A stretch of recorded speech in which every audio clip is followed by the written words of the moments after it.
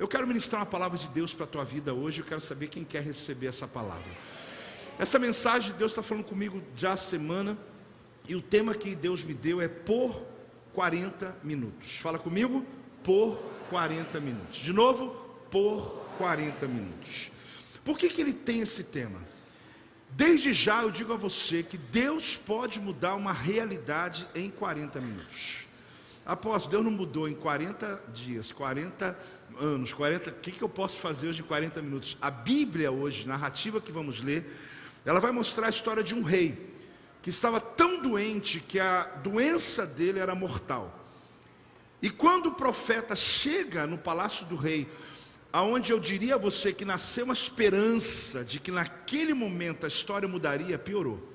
O profeta vem e diz uma palavra que ainda aumentou a condição de piora na vida daquele rei. Vamos ver lá, 2 Reis capítulo 20, do versículo 1 até o versículo 11. Acompanhe comigo essa leitura. Naqueles dias Ezequias adoeceu de uma enfermidade o quê? Como é que a enfermidade era? Mortal. Veio ter com ele o profeta Isaías, ele mesmo, o profeta Isaías, filho de Amós, e lhe disse: assim diz o Senhor. Irmão, no Antigo Testamento você ouviu assim diz o Senhor, e hoje também, né? Você já logo treme. Mas a esperança que podia nascer morreu ali, olha. Põe em ordem a tua casa, porque morrerás e não viverás. Para que repetir? Tu vai morrer e não vai viver, é a mesma coisa. Mas é para ter certeza que a profecia é essa. Tu vai morrer. Apóstolo, eu não quero essa profecia não, nem eu. Calma, gente. Mas a parte inicial dá para falar. Põe em ordem a tua casa. Fala para o teu irmão assim, põe em ordem a tua casa. Vamos parar aí. O resto vamos deixar para o texto lá, para a narrativa, e a gente entender o propósito. Quando o profeta Isaías disse isso para o rei Ezequias, ele está debaixo de uma palavra de Deus. E você imagina que um rei tem recursos, mesmo que a medicina não tivesse tão avançada, mas já se tinha descobertas nessa época absurdas, aonde um rei tinha acesso, querido, aos melhores tratamentos. Só que a medicina já disse que ele vai morrer. Só que o profeta pode mudar um decreto, e o profeta chega e fala: tu vai morrer mesmo, irmão? E para não ter dúvida, não viverá. Aí a casa cai. Essa é a hora que o rei, ele faz uma coisa que pode mudar a tua história hoje. Ele se quebranta e ele se arrepende. E você vai perceber que a maneira que ele busca a Deus muda o céu em direção a ele. E aquele que disse, assim diz o Senhor, veio de novo trazer a nova profecia. Então virou Ezequias o rosto para a parede e orou ao Senhor dizendo, olha o que ele diz. Ele começa a orar e começa a dizer: lembra-te, Senhor, peço-te de que andei diante de ti com fidelidade. Não sei se você pode orar assim, dizer: Deus, lembra que eu tenho andado na fidelidade com o Senhor. Porque você percebe que Ele está trazendo à existência o que Ele fez, com inteireza de coração, e fiz o que era reto aos teus olhos, e chorou o quê? Muitíssimo. Você choraria também, irmão? Se o médico fala que tu vai morrer, liberou para casa, para a família ficar lá com você, e vem um profeta e fala que tu vai morrer mesmo, acabou. Aí ele pede essa oração e diz assim, a oração dele move o céu, olha: antes que Isaías tivesse saído da parte central da cidade, veio a ele a palavra do Senhor dizendo: volta. O que a palavra de Deus está dizendo? Volta. Irmão, pensa, o profeta veio com a palavra de Deus, entrou na sala do rei, profeta sério, que tem currículo, que tem já um reconhecimento, uma pessoa que tem palavras testadas já, que ninguém vai duvidar. E ele diz para Isaías, então ele diz, olha, ele diz para Ezequias, perdão, ele diz, olha, assim diz o Senhor, você põe a tua casa em ordem, porque você vai morrer, não vai viver. Só que colocar a casa em ordem para o rei Ezequias não era colocar o armário dele, os carros de guerra dele, não era o dinheiro dele, essas coisas tinha gente para cuidar, gente. A questão ali é porque o profeta está dizendo, olha, já defina quem vai ser teu sucessor, porque você não vai estar aqui mais. A casa em ordem para o rei, para você pode ser uma outra coisa, mas para ele era, defina quem vai te substituir, porque acabou. Ele faz oração. Quando o profeta está indo embora, ele está ainda no pátio lá, ele está lá longe, não saiu dos muros da cidade, o Senhor vem assim, profeta, profeta Isaías volta e diz para Ezequias, príncipe do meu povo. Olha bem o que ele manda dizer, irmão. Quero dizer para você que um profeta para voltar, gente, é a mesma coisa da terra parar. Ah, pô, você exagerou, não exagerei não. Uma palavra de Deus voltar é a mesma coisa de Deus mudar o ciclo da terra para que ele possa cumprir algo. Ele diz assim, assim diz o Senhor. Peraí, mas ele não disse agora há pouco, há 40 minutos, apóstolo, por que há 40 minutos? Eu te provo.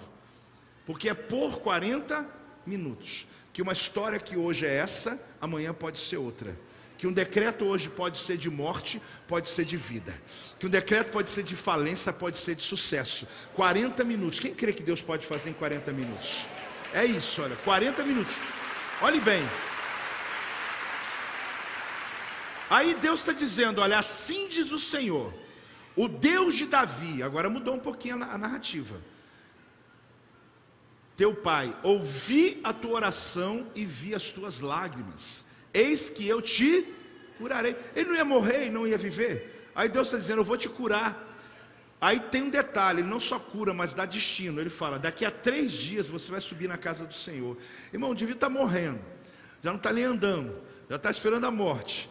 E vem um profeta e fala, vai morrer. Depois volta dizendo, não, tu vai viver. E tem um detalhe, daqui a 3 dias tu está no projeto Vida Adorando Saudável. Peraí, né, gente? Aí o homem chega até a duvidar. Ele fala, não, que eu vou ficar vivo, tá bom, mas que eu vou sozinho para a igreja, que eu vou voltar, o pessoal vai achar que eu sou um ET lá. Aí ele diz, olha, ao 3º dia subirás à casa do Senhor. Aí continua a história. Olhe bem, acrescentarei aos teus dias quantos anos? Irmão, ele estava no prejuízo, e agora ele está com 15 anos na frente. Só que não é 15 anos deitado numa cama, quase morrendo, não. É 15 anos com saúde, e do rei da Síria, teu inimigo, eu vou te livrar. A você, a cidade que você é rei, defenderei esta cidade por amor de mim. Agora tem um detalhe, hein? E por amor de quem? Olha lá, Davi, meu servo. Guarde bem essa parte de Deus aqui. Eu não estou só vindo aqui porque você orou. Eu não estou só aqui porque você chorou na minha presença. Eu estou aqui porque lá atrás, teu pai. A Bíblia quando fala pai, necessariamente não é o pai, é um avô, bisavô, tudo é chamado de pai. Davi é do ano 1000 a.C. Aqui nós estamos falando do ano 700 e alguma coisa antes de Cristo. Já tinha passado já gerações, mas ele está dizendo, por causa do teu pai, eu vou cuidar de você. Não subestime a bênção que Deus tem para a sua casa por causa da tua aliança com Deus.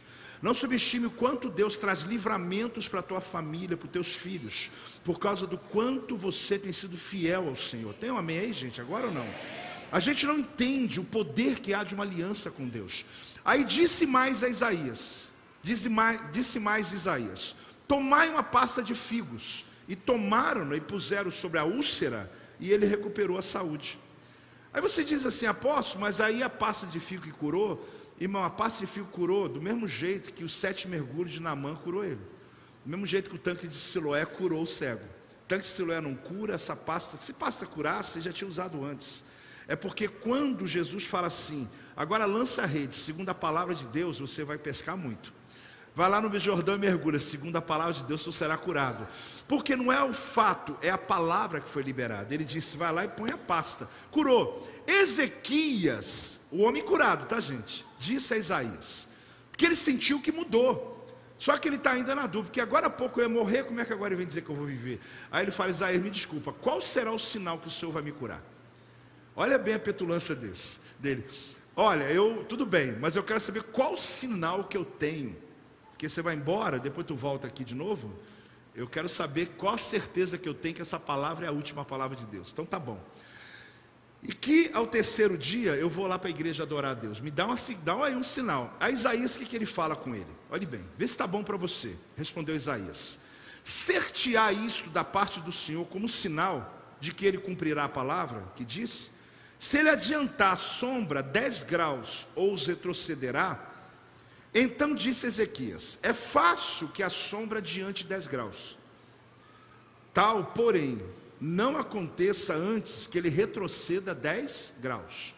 Aí então o profeta Isaías clamou ao Senhor e fez retroceder 10 graus. Sabe o que é 10 graus no relógio de Acás? 40 minutos. 10 graus. A sombra lançada pelo sol declinante no relógio de Acás. Deus, ele segura a terra atrasa o relógio, a sombra do relógio, por 10 graus, ou 10 degraus, que eu vou te mostrar como era esse relógio, e para cumprir uma profecia, que agora, 40 minutos ela foi dada, só que o profeta estava indo embora, ele volta ainda dentro daquele tempo, e muda uma profecia. Só que como se muda uma palavra? Não se muda, mas Deus ele faz uma máquina, como se o tempo voltasse, como se aquela primeira não tivesse sido liberada, porque quando Deus quer fazer algo, Ele para a terra se for necessário. Talvez você não compreendeu ainda a força que uma palavra tem. É como se Deus dissesse, eu não posso mudar uma palavra, mas eu posso segurar a terra, porque um profeta voltar é como a terra parar. Um profeta mudar uma profecia é como a terra parar. E Deus está dizendo, se preciso mudar um decreto, ter que parar a terra, eu faço.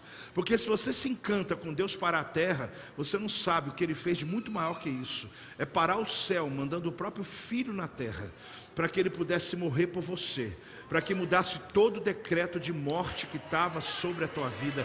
Ah, meu irmão, celebra aí, dá glória a Deus, meu irmão. Ei! Graças a Deus, graças a Deus. Eu acho que todos nós temos essa chance aqui. Todos nós já nos arrependemos de algo na vida. Irmão, isso aqui é claro. Todos nós. Se voltássemos a vida para fazer alguma coisa diferente, para mudar as consequências de uma decisão, eu duvido se você não ia dizer, eu tenho uma causa que eu queria voltar. 40 minutos não, só 10 minutinhos, me coloca lá na cena e me deixa só falar uma coisa que eu não falei, ou não falar o que eu falei, ou então não fazer o que eu fiz, ou não decidir o que eu decidi naquele dia. Irmãos, todos nós estamos presos a esse tempo de situações da vida que nós nos arrependemos, que se a gente pudesse só voltar lá e dizer, aqui eu mudaria tudo, você mudaria. Mas aí você diz, mas não tem mais jeito. Ué, mas se eu estou aqui diante de um texto de que um decreto estava já resolvido no céu, na terra, e Deus fala, profeta, volta porque eu mudei de ideia, e eu estou a ponto de fazer o que é necessário para que a profecia mude, e você descobre que Deus pode, sim. E se Deus desse uma chance hoje de você mudar seu futuro com uma decisão nessa reunião aqui, você faria assim? Apóstolo, mas o que eu posso fazer? Vamos ver o que a Bíblia diz. Vamos entender o que está aqui nesse texto. Às vezes a gente não entende que a gente tem a chance de provocar mudanças do futuro hoje. Parece aquelas metáforas, aquelas histórias só para tentar ilustrar uma situação. Não! As minhas decisões hoje definem a minha história do futuro. Eu quero te ensinar 3 coisas muito claras aqui. Porque o texto ele fala uma palavra de ordem. Põe em ordem tua casa, porque morrerás e não viverás. Não dá nem para repetir isso para o irmão, porque senão ele já vai saindo aqui, não quero isso não. Mas, pôr a vida em ordem, é Deus dizendo, olha para o tempo, olha para a sua vida, olha o que você está fazendo com ela, e para um pouco. E nada melhor do que num tempo como esse, no final de um ano, você olhar, que aquilo que Deus fez na vida de Ezequias, que quando eu olhava a oração dele, eu confesso que eu disse, Deus, que coisa tremenda que esse homem falou com o Senhor.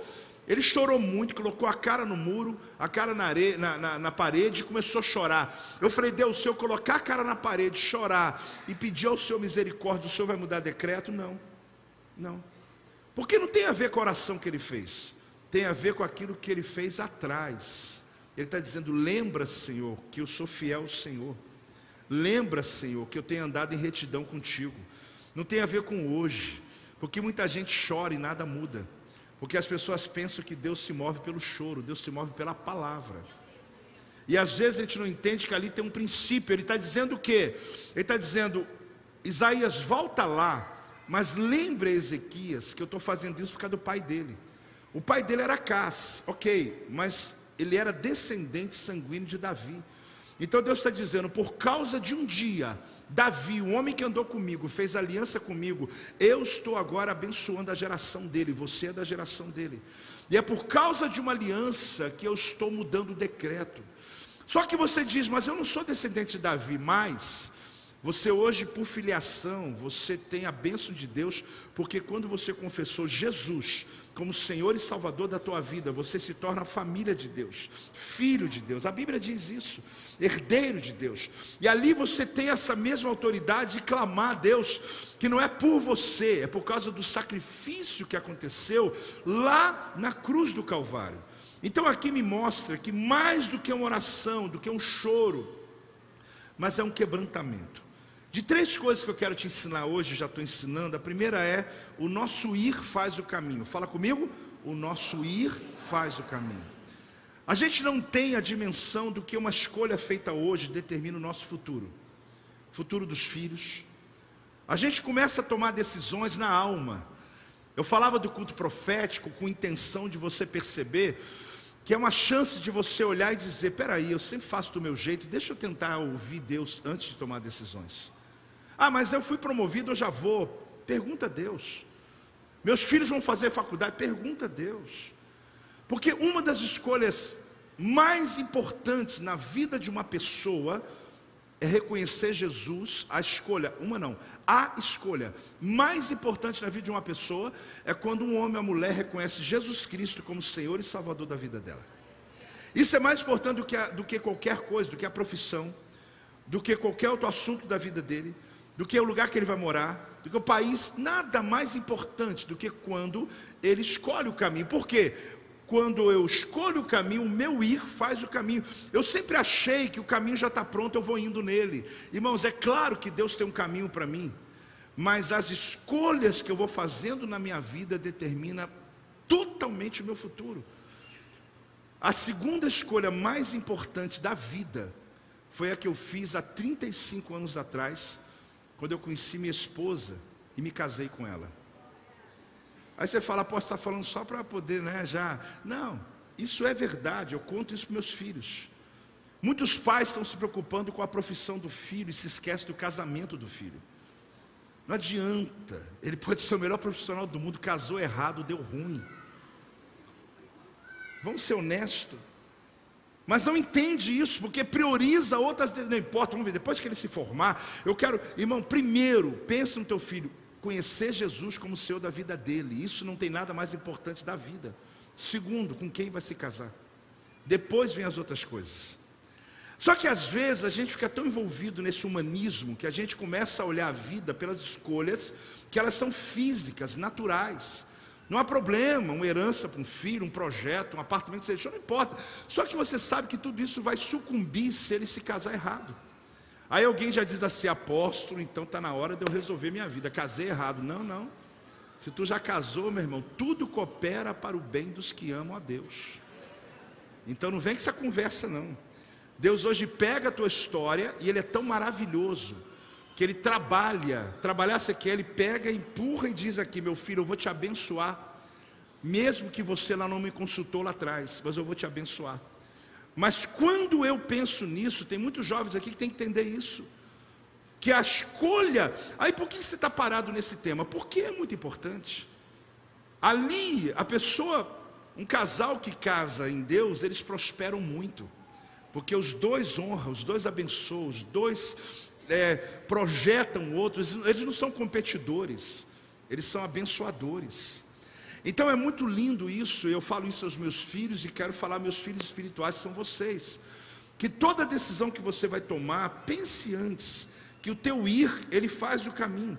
Você passou por várias fases da sua vida, jornadas da tua vida, e nessas decisões que você foi tomando, você foi percebendo que ela definiu.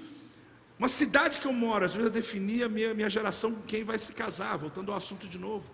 E aí eu começo a descobrir que as decisões mais pontuais que eu vivi na minha história tem a ver com os momentos de maior dor que eu vivi. Você sabe que arado, é o que se usa para abrir aquele buraco na terra, puxado por bois, e puxa um buraco. E fala que arados pesados, é uma frase interessante, ela tem essa capacidade de provocar uma grande colheita. Olhe bem, arados pesados produzem uma linda colheita. Arado, quanto mais pesado, ele vai fazendo aquele suco na terra, ele vai abrindo o caminho para que jogue a semente. No Oriente Médio se jogava a semente primeiro, depois passava o arado. Interessante, Na nossa cultura, você abre primeiro e depois joga semente. Mas a grande questão é que quanto mais fundo ele for, mais a capacidade para que você possa ter uma boa colheita. Só que mesmo que você tome as decisões certas na vida, porque quando eu estava falando de tomar decisões aqui, são pessoas que vão tomando decisões por si só, e pagando a consequência das próprias escolhas. É muito preguiçoso quando alguém fala assim comigo: não, deu porque tinha que ser isso mesmo, a vida está dizendo que tinha que ser. Irmão, é preguiçoso você, hein? Tem muita coisa na vida que não era para ser assim. Ela está assim porque você fez escolhas erradas. Ei, acorda, irmão. E quando fala para mim assim, morreu porque estava na hora, irmão, não tem teologia pior que essa. Tem gente morrendo fora do tempo também, gente. Quando a Bíblia fala que preciosa é a morte dos santos para Deus, precioso não é alegre, não é feliz, não é o céu, ai, Deus estava precisando dele, levou ele antes da hora. Irmão, ei, acorda, Deus está dizendo: você custou caro para mim, eu investi muito em você, te dei conhecimento, entendimento, te preparei para o futuro, e tu não cuidou da saúde e morreu antes do tempo. E a gente fala assim: tinha que morrer. Preguiçoso você, hein? Irmão, começa a olhar a vida de outro ponto de vista. Os resultados das minhas escolhas ampliam, me dá longevidade de dias. Ah, mas apóstolo, então toda doença, tudo isso é por causa de escolha errada. Não, você pode fazer as escolhas certas e mesmo assim ter lutas e tribulações, sim ou não? Porque no mundo tereis aflição. Mas tem uma diferença. Você pode enfrentar uma luta fazendo a escolha certa, mas a diferença é que Deus te ajuda, te potencializa, Ele te dá força, Ele te dá entendimento, te dá paz, te dá capacidade, Ele te preenche. Você está lá na batalha, mas você está dizendo: meu Deus, mas eu estou bem. Agora, quando eu ando na força do meu braço, é exatamente o que eu disse: um arado pesado, ele rasga fundo, mas ele provoca uma colheita linda. E tem hora que você, mesmo andando certo, parece que o arado rasgou tua alma, que você está dizendo: meu Deus, está doendo, Senhor. Mas mesmo assim você percebe que no final tem fruto, no final deu certo, no final Deus trouxe o melhor de você para fora. Então quando é Deus, querido, acredite, a colheita é maravilhosa.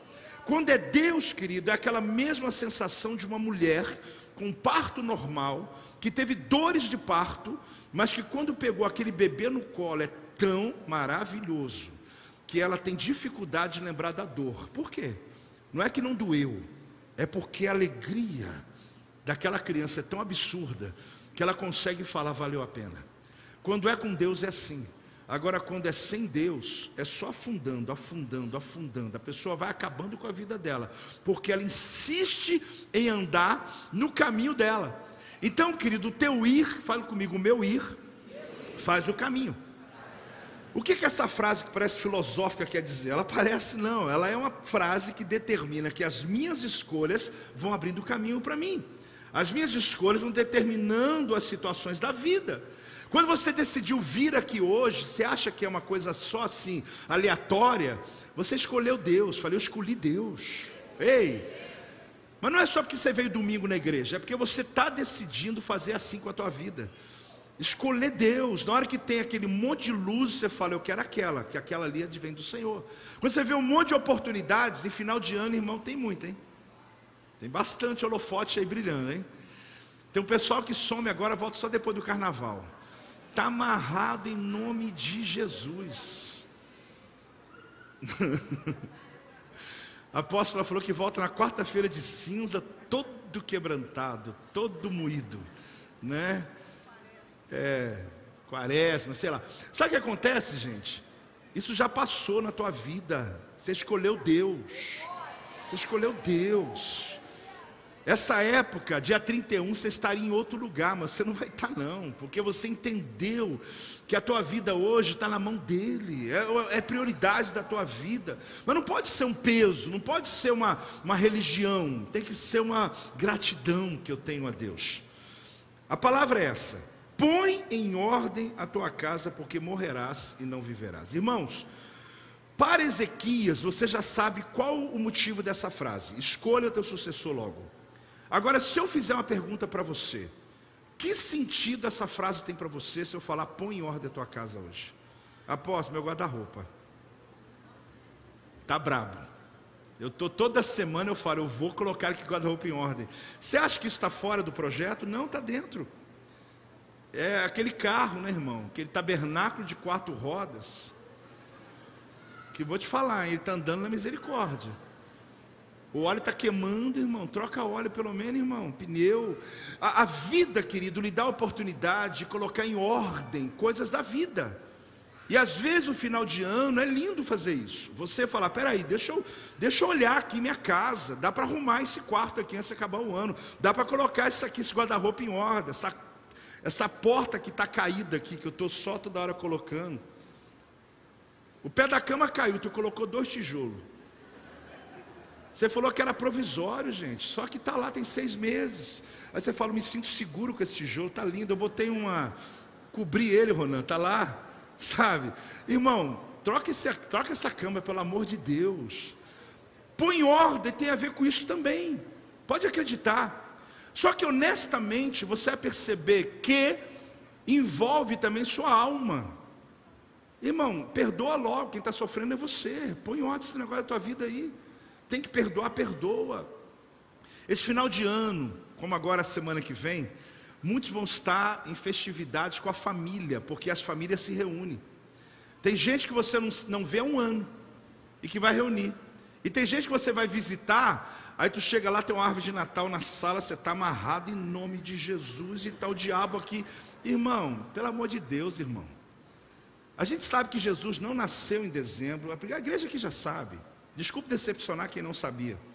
Jesus nasceu em setembro, no tabernáculo. Oi? Que não existe Papai Noel, desculpa, gente. Tem gente aqui agora tem crise. Aposto, ele não existe. Tem Papai Joel, Noel não tem não. Eu estou até vendo se eu ganho dinheiro aí, Mas você sabe qual é o problema? A gente chega assim, não, porque essa árvore é do diabo. Irmão, o saber que você já sabe e carrega, é importante você entender que muita gente não sabe. Então entra numa casa e aproveita um princípio. Qual que é o motivo que está lá? Pelo menos o principal que estão dizendo. Jesus nasceu. Mas não nasceu em dezembro, não tem problema. Aproveita, a família está reunida. Pede para fazer uma oração e dá uma palavra antes de meia hora. Entendeu? E fala de Jesus, aproveita o ambiente. Tem gente que você não fala com a pessoa há um ano e chega lá, tu piora quando você vai chegar nessa reunião lá. Então põe a casa em ordem, aproveite esse tempo. Só que não é só esse período de festa, mas entenda que é aquela oportunidade de você olhar para a tua vida e perceber, será que eu vou continuar desse jeito, com essa marra? Continuar carregando essa dor? Eu vou continuar orgulhoso, dizendo que eu estou certo? Será que não tem como eu mudar essa mente e dizer, pelo amor de Deus, eu preciso evoluir na minha vida, eu preciso romper, eu preciso seguir? Esse ano você tomou muitas decisões. E quando você entrou aqui, então, para quem entrou esse ano, aí você tomou muita mesmo. Porque cada palavra você vai, fala, eu tenho que mudar, eu tenho que fazer. E ali você falou com pessoas, você saiu de lugares, você aproveite para colocar em ordem a tua vida. Mas a tua vida espiritual também, irmão. Porque você tem um chamado de Deus, quem tem, diga amém. Tem um chamado aí, só que a gente fica lutando com esse chamado, dizendo, Deus, espera, um dia eu vou, um dia eu faço, irmão. Aquele rei ali entendeu muito bem quando ele foi curado, que Deus falou, tu vai ser curado, mas daqui a 3 dias eu quero te ver na igreja, hein? Daqui a 3 dias tu vai, e ninguém vai te levar não, tu vai por conta própria. Por quê? Porque Deus está dizendo, eu estou te curando, mas lembra o propósito.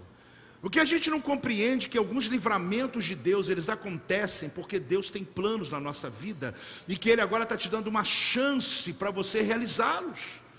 Existem livramentos no teu casamento, chance que Deus te deu na tua família, chance que Deus te deu na tua vida espiritual, no teu ministério, de você voltar a servir ao Senhor, que Deus está dizendo, eu estou lhe dando essa chance. Mas cuidado, irmão, porque se você não entender o propósito, daqui a 6 meses tu está lá longe de novo.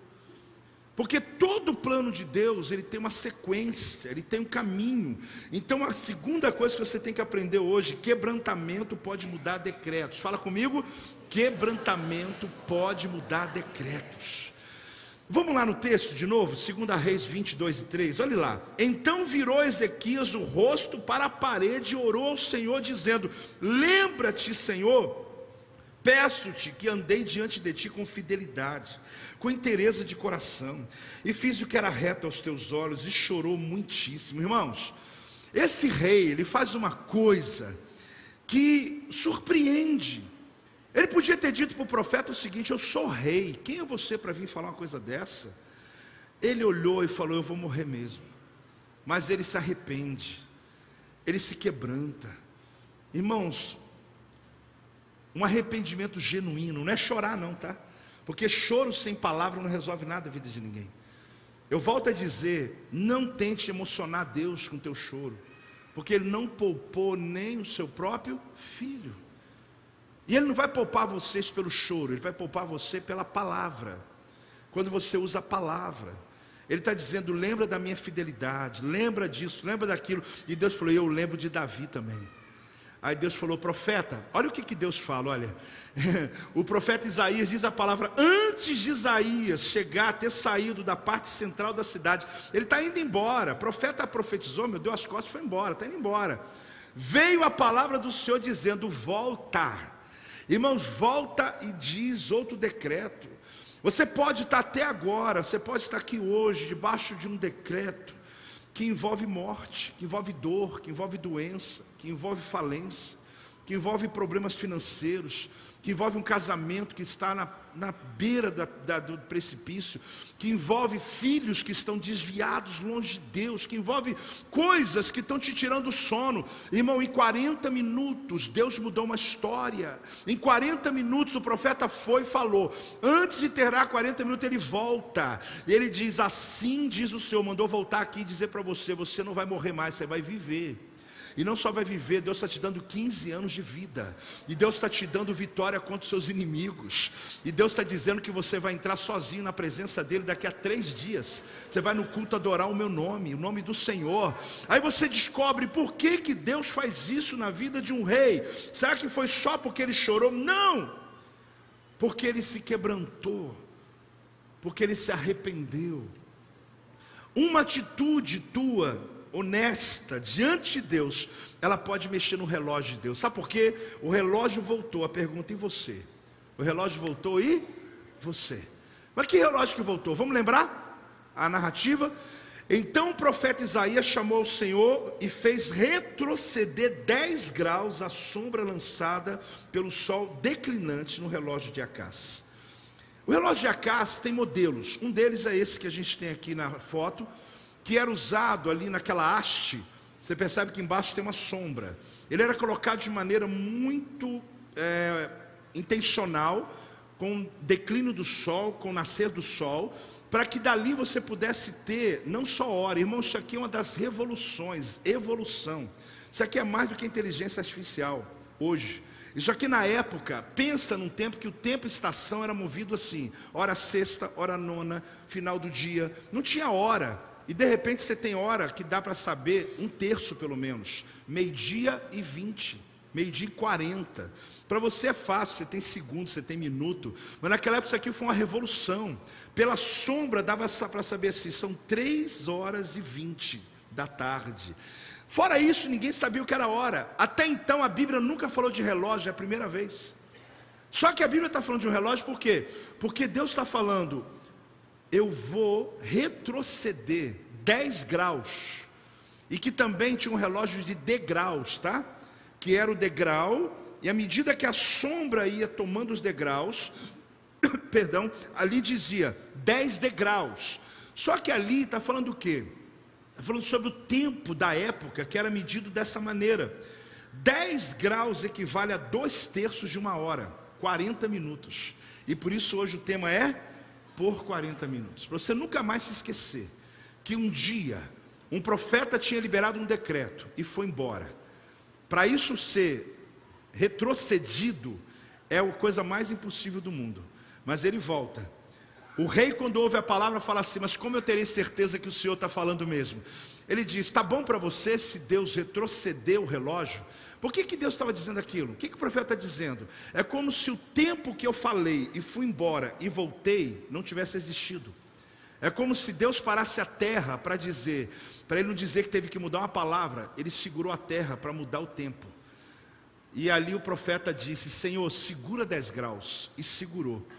Uma curiosidade para quem gosta, vale a pena você pesquisar, não só em Google, mas olhar nas pesquisas que existem hoje sobre essa história. E você vai descobrir uma coisa tão tremenda, que cientistas da NASA, fazendo um protótipo, na verdade não, criando um material, um equipamento, que pudesse calcular o tempo e as estações anteriores da Terra. E existe algo bem possível e muito objetivo nesse aspecto. Eles estão estudando, e está dando tudo certo. Os anos, as estações, os tempos passados, para descobrir o tempo da Terra. De repente eles bateram num problema, descobriram um gap, um vazio. Isso está cientificamente provado, que eu estou te falando. É fantástico, porque a Bíblia é toda provada, querido. Ah, mas o Mar Vermelho abriu, tem prova. Qualquer coisa tem prova. Jesus morreu, tem prova. Aí eles descobrem o quê? Que tem um problema. Será que o nosso equipamento está com um defeito? Será que o nosso cálculo deu errado? Um dos cientistas, depois de algum tempo, se lembrou da escola dominical, lembrou lá da escola, ele lembrou que um dia a Bíblia diz que o sol parou, quando Josué havia entrado numa batalha, e Deus pediu para o sol parar, e Josué orou para o sol parar, para que eles pudessem batalhar. Eu e você sabemos hoje que o sol não parou, porque o sol já está parado, mas Deus mudou a rotação da terra. Apóstolo, mas a Bíblia está errada? Apóstolo, não, é que quem escreveu não tinha o que você sabe hoje. Você entende a metáfora? O sol parou, a gente está ali no texto, mas na verdade Deus mudou a rotação, segurou a rotação. Por quê? Porque Josué entrava em guerra. Quando chegava o final do dia, o inimigo fugia na escuridão, porque o diabo gosta da escuridão, das trevas. Aí Josué falou: Deus, me ajuda, segura esse sol aqui brilhando até a gente acabar essa luta, porque a gente hoje vai acabar com o inimigo. Ele não vai ter como fugir, porque ele gosta do escuro, a gente trabalha na luz. E ali Josué batalhou, venceu. Aí Deus liberou a rotação da terra. Vamos lá. Aí, cientificamente, pastor Fábio, descobriram o quê? Que tinha um gap de 40 minutos. Mas e aí? Então não deu. Aí o cientista, né, que bom que tinha um crente lá, lembrou lá da escola, lembrou lá da igreja, lembrou de uma história de um rei, que Deus, aí você fala: pô, você está viajando, hein? Vai lá, meu irmão, vai estudar. Aí descobriu que os 40 minutos está aqui. Deus pegou aquele tempo ali, segurou de novo a terra. E você sabe que isso seria uma catástrofe se não fosse o próprio Deus. Mas diz em Colossenses que Deus não só criou, mas tudo subsiste nele. Está tudo no controle dele. Ah, meu irmão, está tudo na mão dele. Então o universo se move. Pode celebrar, irmão. Pode celebrar. Mas olhe para mim, perceba o que Deus está fazendo. Ele segura a rotação. Aí ficou claro que a palavra liberada naquele momento ia acontecer, porque Deus voltou a sua palavra. Por isso, diante desse texto, eu posso dizer uma coisa para você, a terceira coisa antes da gente orar. Hoje nasce um novo tempo para você. Fala comigo. Hoje nasce um novo tempo para você. O que é esse novo tempo? Aí que entra o entendimento sobre o tempo bíblico e o nosso tempo. A gente tem o limite do tempo, querido. Nada é mais desafiador do que controlar o tempo. Meu Deus, hein? Você vê que não tem como segurar. A gente está aqui, amanhã, tal. Não tem ninguém aqui que diga assim: estou com tempo ocioso. É porque você não está olhando a lista lá, porque está grande. Porque quanta coisa que você tem para fazer antes do ano acabar, irmão.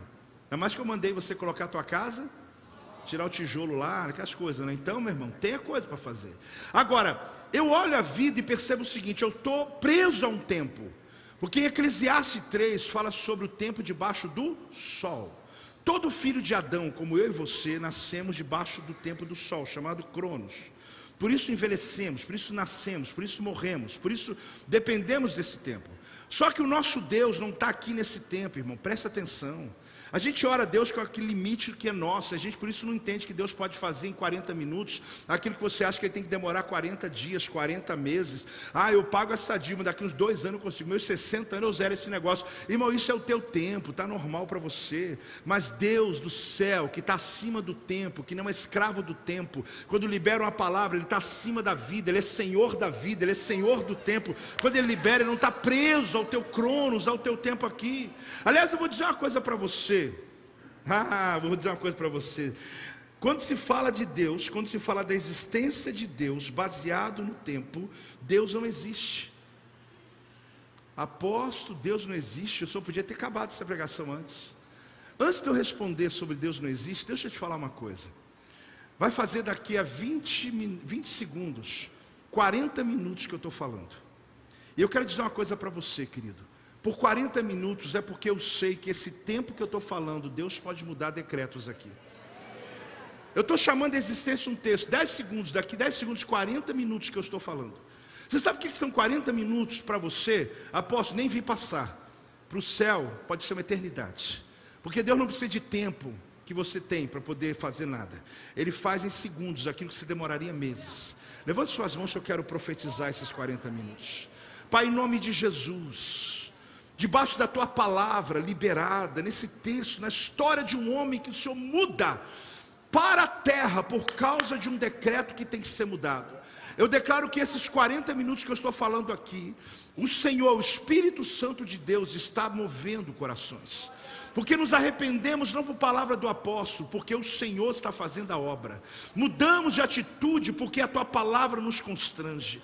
Por isso eu declaro em nome de Jesus, são 40 minutos que passaram, e eu sei que é o suficiente para cada pessoa que entrou nessa reunião aqui hoje, ter aquela área da vida dele que está debaixo, ó Deus, de decreto de morte, de enfermidade, de falência, de pobreza, de ruína, de miséria, de documentos presos, de situações mal resolvidas, de rebelião. Eu ordeno e declaro em nome de Jesus, assim como Isaías declarou, eu declaro que o Senhor pode mudar um decreto em 40 minutos. Eu declaro em nome de Jesus, aqueles que têm filhos que estão desviados, casamentos quase destruídos, famílias que estão perdidas, eu declaro agora em nome de Jesus, que esses 40 minutos é o tempo dos céus mover novos decretos sobre esta igreja e sobre cada família. Só quem está recebendo se expresse. Ei! Ei, igreja! Glória a Deus!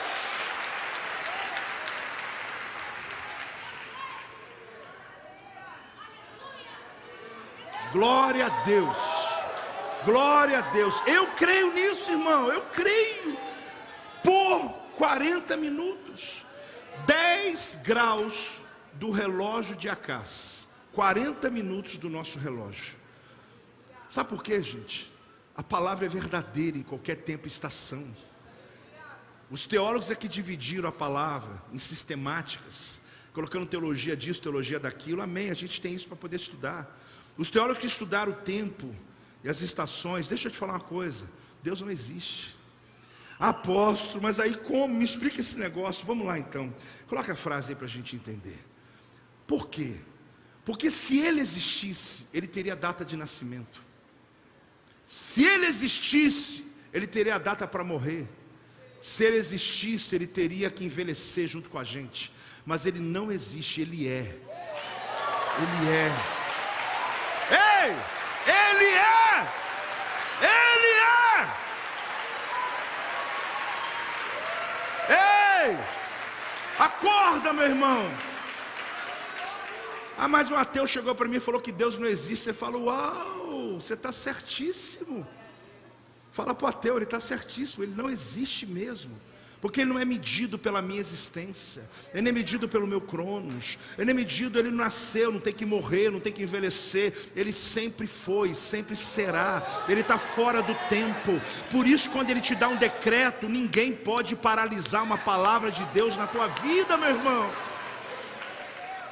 A gente sistematizou a vida, não é uma crítica, até porque nosso cérebro não consegue entender a eternidade.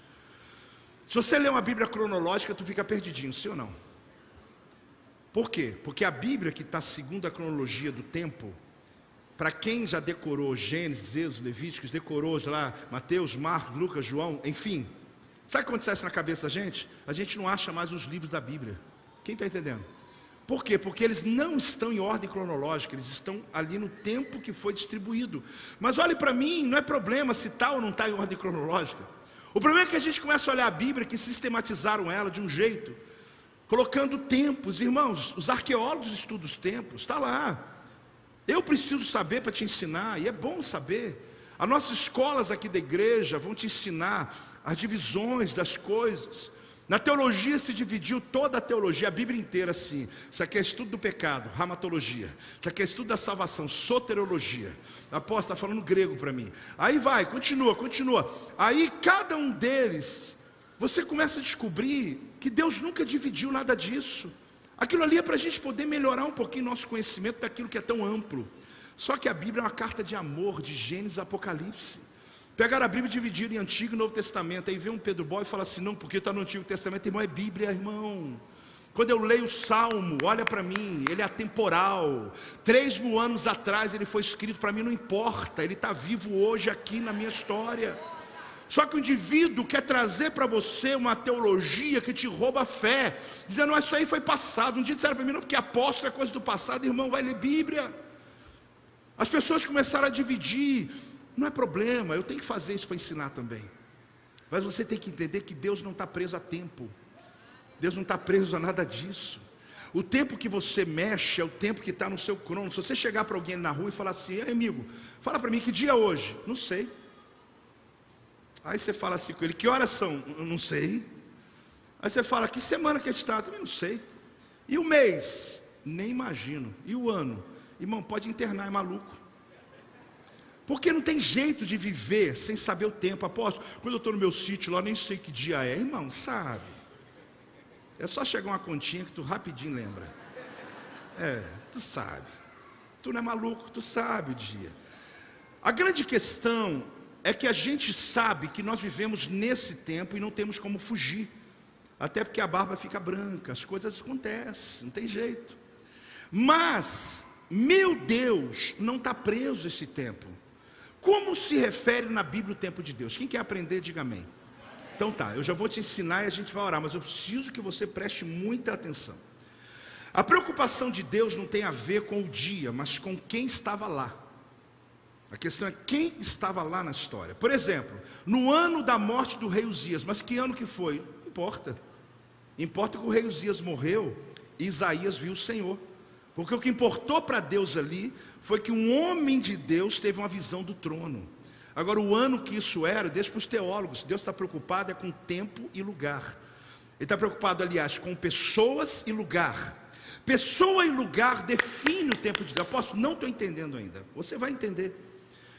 Para nós, querido, o novo dia é marcado quando dois ponteiros se encontram. Já para Deus, é quando o homem se encontra com o seu propósito. Quando você pega e diz assim, o ponteiro se encontrou, os dois, aí eu posso dizer, começou um novo dia. O nosso cérebro já trabalha, inclusive eu te incentivo, quando chega agora dia 31, eu falo, irmãos, quando virar meia-noite, faz decretos novos. Só que lá na Austrália já entrou, no Japão já entrou. Por quê? Porque a terra está se movendo. Então o tempo de Deus não está preso a esse meu momento. Esse meu momento é para meu cérebro entender a eternidade, é para eu conseguir compreender um pouco Deus trabalhando. Mas Deus pode mover segunda-feira, 2h30 da tarde. Ele pode mover 4h30 da manhã, de uma terça para quarta. Ele pode fazer, mas nas 12 horas é diferente. Irmão, para nós, porque nós precisamos de tempo. Nós temos cronos, a gente precisa desses marcos para liberar a nossa vida. Só que Deus, novo tempo para Deus, é quando o homem se encontra com um propósito. Os dois ponteirinhos se encontram ali. Só que uma pessoa, primeiro, quando ele recebe Jesus como Senhor e Salvador da vida dele, o que aconteceu ali? Os dois se encontraram. Deus, o tempo daquela pessoa se encontrou como? A pessoa e Jesus, o propósito. Ali, sabe o que começou? Um novo tempo na vida daquela pessoa. Ela pode ter 18 anos, 28, 60 anos, 80 anos, não importa. Importa é que começou agora para Deus. Então Deus não está nem preocupado com o ano passado, o ano para frente, o ano. Ele está só dizendo, hoje começou o novo tempo. Porque Deus não tem relógio. Está difícil entender ou está entendendo já? Por que eu estou lhe ensinando isso? Para você deixar de ser limitado. A ficar esperando para Deus amanhã essas horas. Já tem 7 dias, Senhor, mas já tem um mês. Irmão, para Deus não tem esse tempo. Deus pode fazer em 40 minutos o que você acha que Ele demoraria 40 dias. Nós ficamos limitando por causa disso. Então quando eu tenho esse encontro, qual encontro? O homem se encontra com um propósito. Por que um crente pode viver uma vida dentro de uma igreja e o novo tempo nunca vem para ele? Por quê? Porque esse ponteiro aqui não se encontrou com esse. Ele só aceitou Jesus, mas ele não encontrou o propósito da vida para ele. Ele está lutando contra Deus, sem cumprir a chamada que Deus tem para a vida dele. Por que que a gente vai insistir no próximo ano a viver assim, irmão? Pede para Deus esses dias, diz: Senhor, eu quero encontrar o tempo certo na minha vida. Porque a plenitude de um homem não tem a ver com quanto ele tem na conta bancária, ou quantos amigos estão circundando a vida dele, querido, a volta dele. A plenitude de um homem e de uma mulher tem a ver com a plenitude que ele tem dentro dele, de saber que ele está fazendo e vivendo o melhor tempo da sua história, que ele está cumprindo a missão de Deus na terra, que Deus falou e me chamou para uma obra. Eu sei qual é a obra que Deus me chamou. Por que insistir tanto em tentar sobreviver e viver uma vida medíocre, só trabalha, ganha dinheiro, trabalha. Meu irmão, não estou subestimando o teu dinheiro e o teu trabalho, mas a vida é mais do que isso. A vida é uma vida apaixonada, que Deus plantou dentro de cada ser humano. E eu vou dizer uma coisa para você: aquele rei entendeu isso, e por causa disso Deus deu para ele mais 15 anos de vida. Ele se quebrantou diante do Senhor, e a história dele foi mudada em 40 minutos. A minha pergunta é essa: você crê que hoje Deus pode mudar decretos na sua vida, nesse momento agora, em uma atitude com Deus? Quem crê nisso, dá um amém. Deixa eu fazer uma coisa então. Primeira coisa, você que está aqui hoje, que está me ouvindo, está ouvindo essa palavra, mas que você de verdade quer que esse ponteiro se encontre com esse, entregar sua vida para Jesus, e dizer: Jesus, eu reconheço que Tu és. Agora eu entendi o meu único e suficiente Senhor e Salvador. Eu entendi que não é uma religião, mas é eu me encontrando com o Senhor, e um novo dia vai começar na minha vida hoje. Você só sabe o que é viver, querido, o dia que você tem uma experiência com Jesus. Aqui todo mundo sabe disso. Mas tem alguém hoje que está hoje dizendo: eu quero esse Jesus. Acene para mim, sai do teu lugar já de uma vez, vem aqui na frente, porque eu estou dizendo para você de verdade, hoje Deus está dando a você essa chance, aquela que Ele deu àquele rei, que ia acabar tudo ali, mas Deus estava começando. Pode vir do teu lugar, pode vir. Ah, mas eu estou sozinho, apóstolo. Ah, mas eu não sei quem me leva. Vem, pode vir, alguém vai te trazer. Pode vir, vem cá, pode vir, vem cá. Isso, pode vir, pode vindo, pode vindo. Mas vem logo, mas vem logo. Decida hoje. Olha, eu quero é hoje. Meu Deus, eu preciso é hoje. Vai do seu lugar e vem, querido. Essa aqui é uma oração que eu estou dizendo para você que quer encontrar-se com Jesus. Você sentou tão lá atrás, né? Mas Deus te encontrou lá atrás. Você estava lá, mas lá, pensa assim, ele sentou no último banco, última cadeira, mas Deus foi buscar ele lá. Vem, querida. É uma coisa linda isso, irmãos. É uma coisa tremenda. Você conhece a história dele? Não. Vai logo conhecer. Você estava de olho nele, né? Eu olhei essa camisa lá, eu falei: Jesus vai trazer. Vem, vem. Para que esperar mais? Sai, gente, vem do teu lugar. Ei, vem, vem. Vem, vem, pode vir. É hoje que Deus está marcando o teu encontro. É hoje que Deus está dizendo: é um novo tempo. Deixa ninguém sozinho aqui não, gente. Aqui, ó, casal chegando. É Deus que está dizendo: olha, eu estou lhe dando uma chance. Que coisa linda. Você que está vindo também, é isso? Qual é a tua idade? 11 anos. Você sabe o que é uma criança de 11 anos dizer: eu quero Jesus? É a coisa mais linda do mundo. E essa aqui, quantos anos que ela tem? 7. Só isso. 7. Apóstolo, mas pode? Claro. Ore pelos nossos filhos, querido. Ore para a salvação deles. Vem, já está. Tudo bem que bebê não, né? Vai trazer o bebê. Coisa linda, né, gente? Mas por que você não veio ainda? Porque talvez você está pensando assim, a mente trabalha, né? Ah, mas eu já conheço Jesus, eu já culturo a religião, tem não sei o quê. Irmão, você não está entendendo. Eu não estou falando sobre religião, não estou falando nada disso. Estou falando sobre você viver aquilo que você nunca viveu. Que você está no Cronos aqui tentando sobreviver. Só que quando os ponteirinhos se encontram, é você e Jesus só. Ali a Bíblia diz: você se torna nova criatura. ali a tua vida começa de verdade. Ali você sabe o que é viver. Sabe o que é o maior arrependimento aqui do monte de gente? Por que eu não vim antes? É ou não é, gente? Tem gente que fala assim: por que eu fui tão cabeça dura e demorei tanto? Por que eu fiquei lá calculando, esperando, tentando provar que eu... Irmão, o rei sabe o que ele fez? Jogou todo orgulho fora, botou a cara na parede e falou: Deus, me ajuda aqui. Eu sei que o decreto é esse, mas o Senhor pode mudar, e mudou mesmo. O profeta teve que voltar. Existem decretos sobre pessoas aqui, como aqueles que estão aqui no altar. Mas sabe o que acontece? A Bíblia diz que Jesus, ele bate a porta. Se abrir, ele entra. E sabe por que se abrir ele entra? Porque se não abrir ele não entra. Porque ele só entra onde ele é celebrado. Por que uma pessoa pode sair daqui e a vida continuar do mesmo jeito? Porque você que tem que abrir a porta, ele não vai entrar.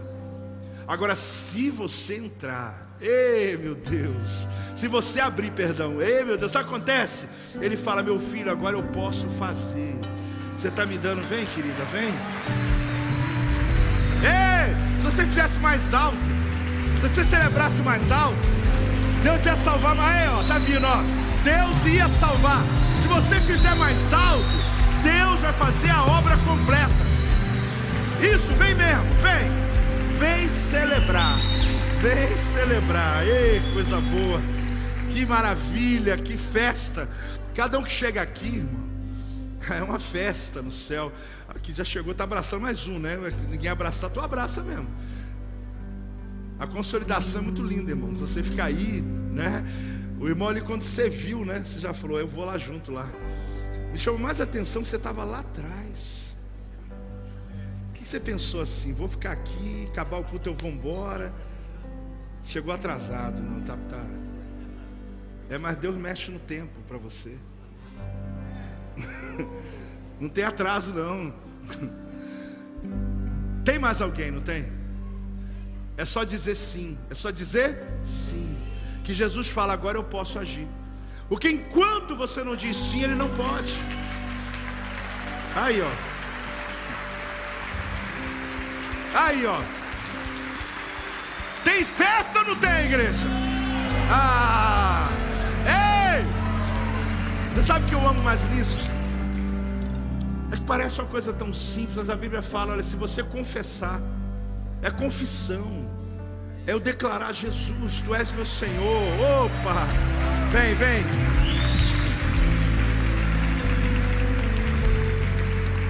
Deus tem ou não tem uma obra a fazer nessas vidas aqui, gente? Vem logo. O que você está esperando aí, você que não veio ainda? Mas vem logo. Aqui ó, tá vindo aqui ó, um carregando o outro. Quem está carregando o que aí? Você está trazendo ele ou ele está trazendo você? Ah, os dois estão vindo juntos. Então alguém ajuda aqui, gente. Não tem ninguém carregando ninguém não. Os dois estão vindo aceitar Jesus assim ó. Eu gosto disso, sabe por quê? Porque é a maior obra, a maior decisão. Quando alguém diz eu quero Jesus, irmão, todas as outras escolhas da vida, elas são definidas por essa aqui ó. É a hora que Jesus entra. Agora, vem. É completa a obra. É plena a obra. É a obra de Cristo na nossa vida. Ah, eu vou esperar mais. Tem mais gente. Vem. Deus nos dá uma chance. Aquele rei, ele sabia que ia morrer e que não tinha mais nada que pudesse ser feito. Mas uma pessoa quebrantada pode mudar o céu. O céu se move, querido, pela nossa oração. Você não tem noção do quanto Deus espera uma oração tua. Um pedido desse, de você dizer eu quero Jesus na minha vida, só isso. Você está dizendo sim. Mas apóstolo, eu não vou ter mais problema. Não estou dizendo isso, você vai ter luta, mas Deus vai te fortalecer de um jeito que você vai passar por ela e falar: meu Deus, eu estou vencendo agora, porque Ele te potencializa, te capacita. Ah, quem ainda quiser vir enquanto eu oro, eu quero que todos vocês que estão aqui na frente e toda a igreja repita comigo uma oração. Feche o olho e diga: Senhor Jesus, eu reconheço que hoje começa um novo dia na minha história. Eu me encontro contigo agora, porque a tua morte na cruz foi por minha causa, e eu hoje aceito na minha vida como meu Senhor e como meu Salvador, porque eu sei que o meu nome está sendo escrito no livro da vida e o meu destino está sendo mudado. Assim eu oro em nome de Jesus. Olha aqui para mim, vocês. Hoje a gente está numa grande festa de final de ano.